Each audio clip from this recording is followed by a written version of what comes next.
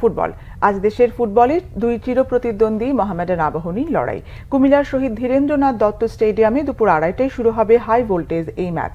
দিনের অন্য ম্যাচে কিংস অ্যারেনায় সন্ধ্যা 5:30টায় মুখোমুখি হবে বসুন্ধরা কিংস ও রহমতগঞ্জ। মোহামেডান আবাহনীর ম্যাচ মানেই মর্যাদার লড়াই। সেটা যে খেলাতেই হোক, সেখানে থাকে অন্যরকম এক উত্তেজনা, দারুণ এক জমজমাট লড়াই হয়। যদিও কালের বিবর্তনে দেশের ক্রীড়াঙ্গনের দুই প্রধানের লড়াই নিয়ে আগের সেই উত্তাপ ও উত্তেজনা কমে গেছে। অবশ্য দুই দলেরই ডাই-হার্ড সমর্থকরা এই ম্যাচ উপভোগ করতে মুখিয়ে রয়েছেন। প্রিমিয়ার লিগে 2 রাউন্ড শেষে পূর্ণ 6 পয়েন্ট নিয়ে শীর্ষে মোহামেডান।